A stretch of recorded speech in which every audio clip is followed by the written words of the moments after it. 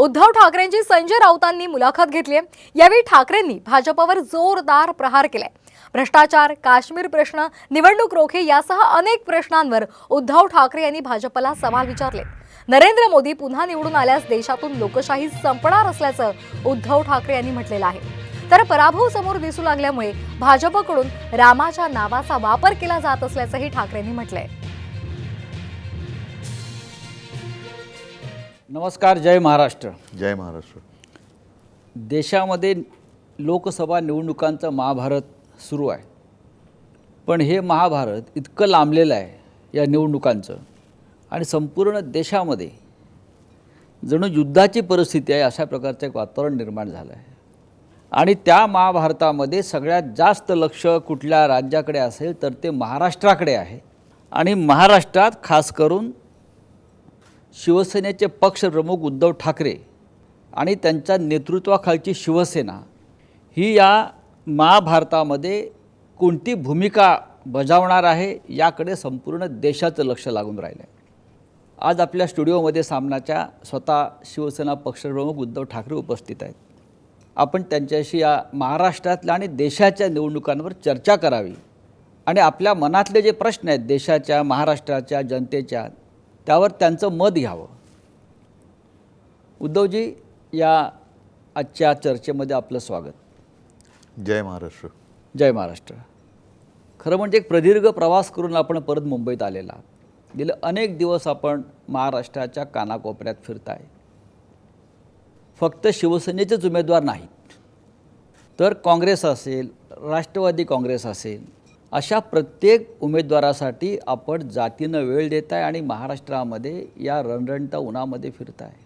मागच्या निवडणुकीला आपल्या छातीवर धनुष्यबाण होता, आज मी आपल्या छातीवरती मशाल पाहतो आहे। धनुष्यबाण ते मशाल हे जे स्थित्यंतर झालं आहे त्याचा या निवडणुकीमध्ये काय परिणाम आपल्याला जाणवतो आहे? पहिल्या प्रथम आपण जो उल्लेख केला की आत्ताची निवडणूक ही महाभारतासारखी चाललेली आहे, त्यावेळेच्या महाभारतामध्ये द्रौपदीचं वस्त्रहरण झालं होतं, यावेळेला आपल्या देशातल्या लोकशाहीचं वस्त्रहरण होतं आहे। आणि म्हणून ती लोकशाही वाचवण्यासाठी स्वातंत्र्यलढा हा एक वेगळा भाग होता, त्या काळात आपण नव्हतो।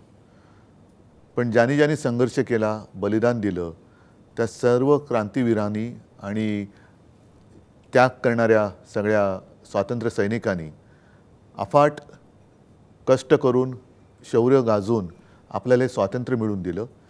हे स्वातंत्र्य टिकवण्याचं काम हे आपण केलं पाहिजे। आणि पुढचा जो तुम्ही प्रश्न विचारला त्याचं उत्तर हेच आहे की धनुष्यबाण ते मशाल, लोकशाहीचे धिंडवडे निघत आहेत, संविधान पाळलं जात नाही आहे, पक्षांतर केल्यानंतर अपात्रतेची केस ही अजूनही तिचा निकाल लागत नाही आहे, वारंवार कोर्टाने फटकारे मारलेत, सुनावलेत, खडेबोल सुनावलेले आहेत। सर्वोच्च न्यायालयाचा निकाल बाकी असताना पंतप्रधान आपल्या शिवसेनेला, म्हणजे माझ्या शिवसेनेला, जी शिवसेना बाळासाहेबांनी स्थापन केली, जिचं नाव माझ्या आजोबांनी ठेवलं, तिला नकली सेना म्हणतात।